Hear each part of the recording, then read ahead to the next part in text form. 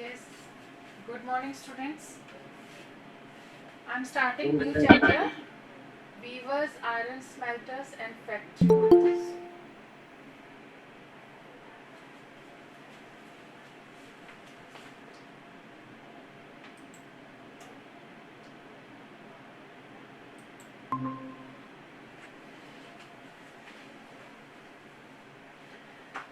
इस चैप्टर में जो क्राफ्ट एंड इंडस्ट्रीज थी इंडिया में वो कैसे रून हुई, कैसे डिस्ट्रॉय हुई, उसकी पूरी स्टोरी है.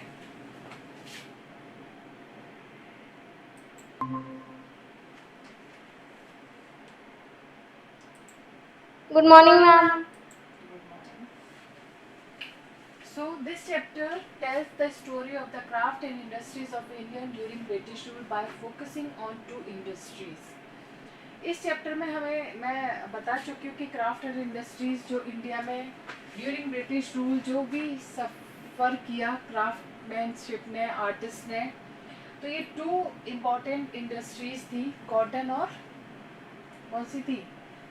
कॉटन और आयरन एंड स्टील. कॉटन से आप समझ सकते हो टेक्सटाइल. तो इसमें फोकस जो किया जा रहा है इस चैप्टर में टू इंडस्ट्रीज बेसिकली, और सबसे ज़्यादा जो सफरर थे यही लोग थे.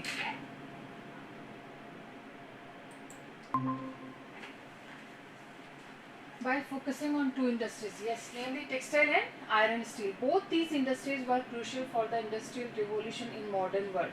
ये दोनों इंडस्ट्रीज, ये इंडस्ट्रीज क्या थी? क्रूशियल थी.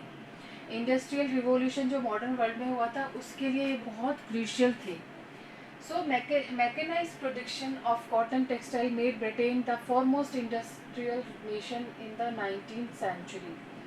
जो मैकेनाइज्ड प्रोडक्शन था कॉटन टेक्सटाइल का जो ब्रिटेन ने बनाया था,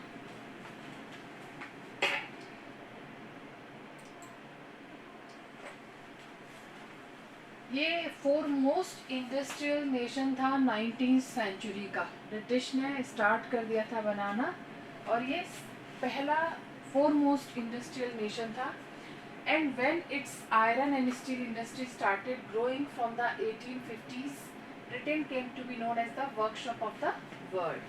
ये important है.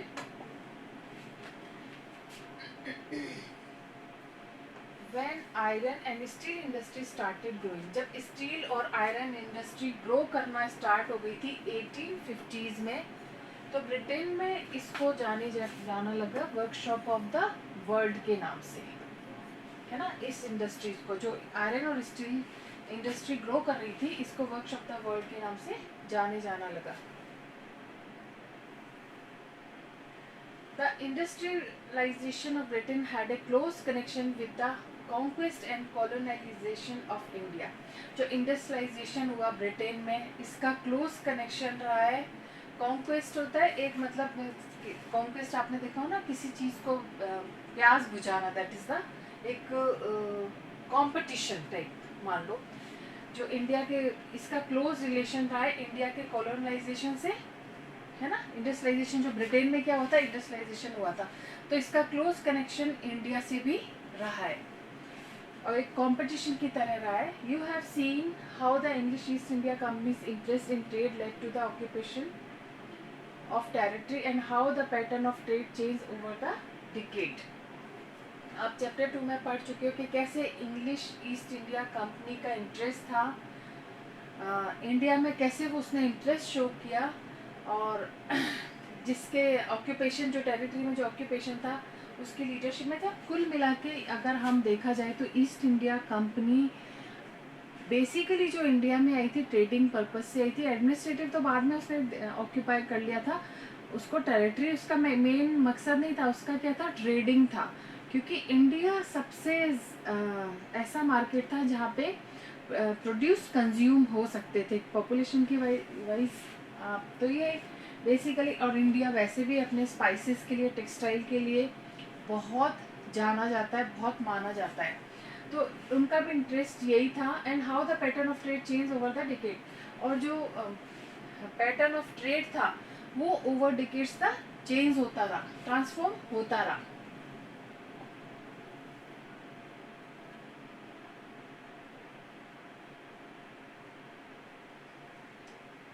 ठीक है।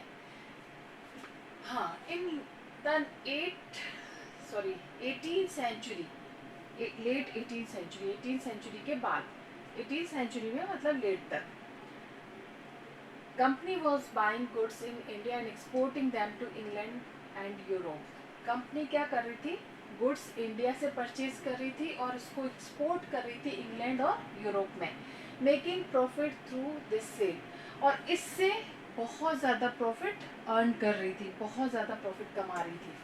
With the growth of industrial production, British industrialists began to see India as a vast market for their industrial products, and over time manufactured goods from Britain began flooding India. अब industrial production की growth के साथ ही British को ये समझ आ गया, जो British industrialist थे उनको ये समझ में आ गया कि इंडिया क्या है, एक वास्ट मार्केट है जिसमें इंडस्ट्रियल जो प्रोडक्ट्स हैं वो कंज्यूम हो सकते हैं, वो मतलब हो सकते हैं। तो over time manufactured goods from Britain began flooding, तो जो मैन्युफैक्चर्ड थे गुड्स के ब्रिटेन से अब बाढ़ की तरह इंडिया में आने लगे। अब उनको दिखने लगे कि इंडिया एक ऐसा वास्ट मार्केट है जहाँ पे वो अपने प्रोड्यूस को कंज्यूम कर सकते हैं या सेल कर सकते हैं। तो अब बाढ़ सी आ गई थी मैन्युफैक्चरर्स जो थे उनकी। How did this affect Indian craft, इससे क्या हुआ, इंडियन जो क्राफ्ट थी, इंडस्ट्रीज थी, उन पे अफेक्ट पड़ा। This is the question we will explore in this chapter, यही सारे क्वेश्चन हम इस चैप्टर में एक्सप्लोर करेंगे। तो Indian textile and the world market, ये देख सकते हो आप, इतना सुंदर, ये इंडिया का ही था, बहुत डिमांड में था। तो Indian textile and the world market, let us first look at textile production around 1750 before the British conquered Bengal. India was by far the world's largest producer of cotton textile.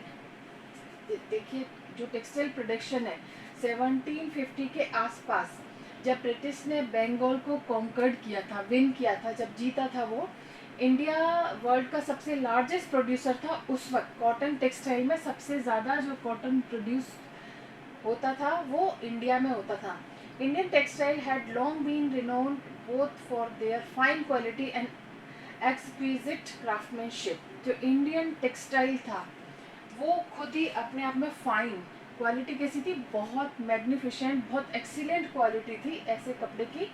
और craftsmanship, जो बुनकर होते थे ना, craft जो इसमें craftsmanship जो था वो भी बहुत फाइन थी, बहुत अच्छी से वीवन होता था वो। They were extensively traded in South East Asia, ये जो ट्रेड होता था साउथ ईस्ट एशिया में होता था, जावा जैसे सुमात्रा, पेनांग यहाँ पे, and west and central Asia में भी ये होता था।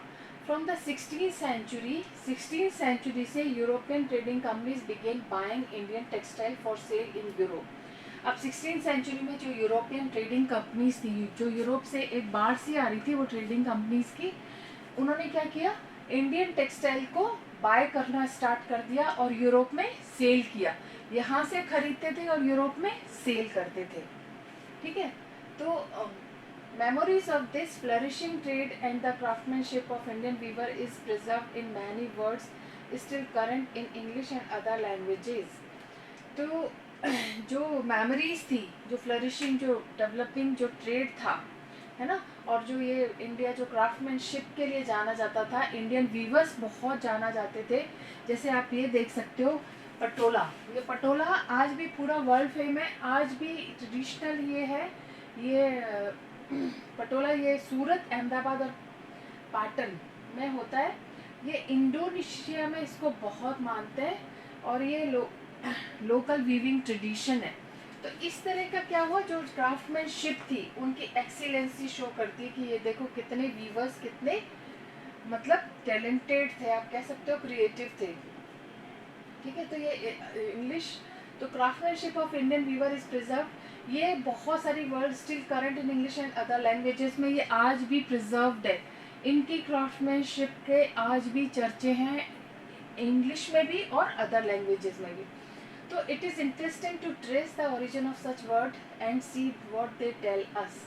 तो word tell us histories, word क्या बताते हैं, हमें हिस्ट्री बताते हैं। ठीक है, European traders first encountered fine cotton cloth from India carried by Arab merchant in Mosul in present day Iraq. European traders का पहली बार सामना हुआ था फाइन कॉटन से, जो इंडिया से ले जाई गई थी अरब मर्चेंट्स ने। जो अरब के मर्चेंट्स थे उन्होंने क्या किया था, जो फाइन कॉटन था यहाँ से इंडिया से ले गए थे अरब कंट्रीज़ में। आज जो मोसुल आज इराक के नाम से जाना जाता है, पहले मोसुल के नाम से जाना जाता था। So they begin referring to all finely woven textile as muslin. जो इसको जो वूवन टेक्सटाइल था इंडिया का, जो कॉटन बेहतरीन जो fine, that is called the muslin. Muslin के नाम से जाना जाता है। A word that acquired wide currency. अब इसी मुस्लिम के नाम पे एक मुस्लिम ही बोल दो और पूरे वाइट मतलब पूरे यूरोप में फेमस था ये सब चीज़ें ना। तो वर्ड का समझ गए, वर्ड टेल एज हिस्ट्रीज। जो वर्ड है मुस्लिम, जो वर्ड है हमें हिस्ट्री बताता है कि कैसे मुस्लिम कपड़ा फाइन जो कॉटन क्वालिटी कैसे एक वर्ड के मुस्लिम के नाम से पूरे वर्ल्ड में फेमस हो गया। When the Portuguese first came to India in search of spices, they landed in Calicut on the Kerala coast in southwest India. Portuguese जो थे पुर्तगाली पहली बार इंडिया में आए थे, वो स्पाइसेस की सर्च में आए थे, मसालों की तलाश में आए थे। अब जब उन्होंने कहाँ पे लैंड किया, कालीकट में, केरला के कोस्ट जो साउथ वेस्ट इंडिया में, वहाँ पे उन्होंने लैंड किया, वहाँ पे वो रुके। The cotton textile which they took back to Europe along with the spices came to be called calico. जो कॉटन टेक्सटाइल था वो अपने साथ मसालों के साथ साथ क्या ले गए, कॉटन टेक्सटाइल भी ले गए यूरोप में। उसमें स्पाइसेस भी थे जिसको नाम दिया गया कैलिको, है ना। ये कालीकट से डिराइव्ड है कैलिको। तो ये वर्ड क्या, ये एक हिस्ट्री बयान करते हैं। ये वर्ड जो मिले हैं, कैलिको क्यों कहा गया, क्योंकि काली कट से लेके गए थे वो, इसलिए कैलिको कहा गया। And subsequently calico became the general name for all cotton textile. अब कैलिको क्या हो गया, एक ब्रांड हो गया, एक नाम हो गया, एक जनरल नेम हो गया कॉटन टेक्सटाइल के लिए, कि कैलिको मतलब पर्टिकुलर स्पेसिफिक ये कपड़ा है, ठीक है। तो ये इसीलिए वर्ड की इतनी इम्पोर्टेंस है। There are many other words which point to the popularity of Indian textile in western market. बहुत सारे ऐसे और भी वर्ड्स हैं जो इंडियन टेक्सटाइल को पॉपुलरिटी को, जो वेस्टर्न में जो पॉपुलर हुए वो अलग अलग नाम से हुए। तो इन वर्ड्स को पॉइंट आउट करते हैं, वेस्टर्न मार्केट में अलग नाम से है। मुस्लिम अगर वेस्टर्न मार्केट में बोलो तो एक अलग ही इमेज है, कैलिको अगर बोलो तो अलग ही इमेज है। तो ये वर्ड्स बहुत इम्पोर्टेंस रखते हैं। In figure 3 you can see a page of an order book that the English East India Company sent to its representative in Calcutta in 1730। अब मैं दिखाऊंगी अभी आपको, पेज में एक ऑर्डर बुक है, इंग्लिश ईस्ट इंडिया कंपनी ने जो अपने रिप्रेजेंटेटिव को जो कैलकाटा में थे उनको भेजी थी 1730 में। मतलब सोचो कितनी ऑर्डर बुक में कितने ज़्यादा ऑर्डर्स हैं, ये भी अपन देखेंगे फिगर में। The order that year was for 5,89,000 pieces of cloth. मतलब ऑर्डर जो उस वक्त जो ऑर्डर हुआ था, मतलब सोचो इतने पीसेज ऑफ क्लॉथ का ऑर्डर हुआ था। Browsing through the order book you would have seen a list of 98 varieties of cotton and silk cloth. आप जैसे बिल बुक देखोगे, ऑर्डर बुक देखोगे तो उसमें 98 वेराइटीज़ हैं, कॉटन की भी और सिल्क की भी, सिल्क क्लॉथ की। तो ये क्या करते थे, ये ऑर्डर करते थे कंपनी अपने रिप्रेजेंटेटिव को। मतलब बिल बुक है बाकायदा। उस वक्त इतना ज़्यादा ऑर्डर, इतने बड़ी लार्ज संख्या में ऑर्डर करना, दैट इज़ ए बिग, मतलब that was a big issue. These were known by their common name in the European trade as piece goods, usually woven cloth pieces that were 20 yards long and 1 yard wide. ये अपने common नाम से जाने जाते हैं। ये जो cotton variety और सिल्क क्लॉथ है यूरोपियन में, पीसेस ऑफ गुड्स जो भी है, यूजुअली ये जो वूवन क्लॉथ पीसेस होते हैं ये 20 यार्ड्स लॉन्ग होते थे, 1 यार्ड वाइड होते थे। पर्टिकुलर जिसे आप कहते हैं ना पैना कितना है, तो वो ये सब चीज़ होती थी। जो वूवन क्लॉथ पीस होता था वो 20 यार्ड लॉन्ग होता था, 1 यार्ड वाइड होता था। अब you can see the order book. ये देखो ये ऑर्डर बुक है, किस तरीके से ऑर्डर बुक ऑर्डर है, इसमें सारे ऑर्डर्स दिए हुए हैं। जो ट्रेडिंग कंपनीज थी उन्होंने रिप्रेजेंटेटिव्स को, तो ये जो प्रेज ऑर्डर है ये ईस्ट इंडिया कंपनी ने 1730 में ये ऑर्डर बुक ऑर्डर की थी। Now look at the name of the different varieties of cloth in the book. इस बुक में देख सकते हो कि डिफरेंट वेराइटीज ऑफ क्लोथ इसमें मेंशन्ड है कि ये दिख नहीं रहा क्लियर, आप अपनी बुक में देखना, तो अलग अलग डिफरेंट वेराइटीज हैं। Amongst the pieces order in bulk were printed cotton cloth called Ching's. जो पीसेस ऑर्डर किए गए थे बल्क में वो कॉटन क्लोथ्स के किए गए थे। बल्क मतलब होता है बहुत ज़्यादा मात्रा में, है ना। प्रिंटेड कॉटन क्लोथ्स जिसको कि चिल्स के नाम से जाना जाता था, कोसेस और khassa and bandanna. Do you know where the English term chintz come from? अब ये अलग अलग तरह की वेराइटीज़ थी। आपको पता है कि इंग्लिश जो चिंट्स है वो कहाँ से आया? It is derived from the Hindi word chint. ये हिंदी वर्ड चिंट से डिराइव्ड है। चिंट क्या होता है? A cloth with small and colourful flowery design. Chint क्या होता है यहाँ पे? चिंट होता है कि कलरफुल फ्लोरी डिज़ाइन। फ्लोरी मतलब फ्लावर्स बने हुए बहुत सारे, that is called chintz. From the 1680s, there started a craze for printed Indian cotton textile in England and Europe, mainly for their exquisite floral designs.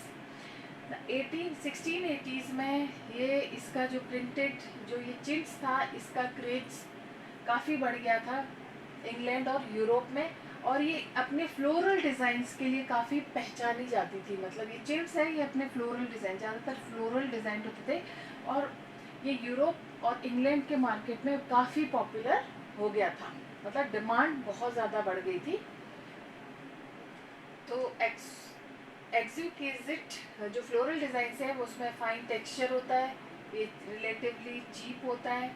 Rich people of England including the queen herself वोर clothes of Indian fabric. वहाँ के जो धनी व्यक्ति हैं England के, wealthy जो persons हैं, उनके अलावा जो वहाँ की महारानी है वो भी इंडियन फैब्रिक के क्लोथ्स को ही पहना करती थी, वही पहनती थी, बहुत फेमस था वहाँ पे। Similarly, the word bandhana now refer to any brightly colored and printed scarf for the neck of hat. Similarly, जो word बांधना है, जो बंदेज जिसे अपन कह सकते हैं, बांधना टाई एंड डाई होता है तो बंदेज ही होती है। राजस्थान की, गुजरात की ये सब फेमस है।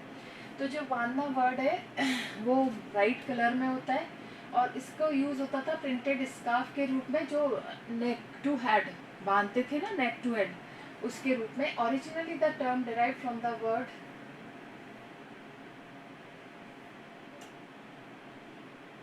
बांधना, है ना। ये जो ओरिजिनल वर्ड है बांधना से डिराइव्ड है। हिंदी और टाइपिंग में हम हिंदी बांधना कह सकते हैं। And refer to a variety a brightly coloured cloth produce through a method of tie and dye. इसमें बांधना क्या था? टाई एंड डाई मेथड से ये तैयार होता था।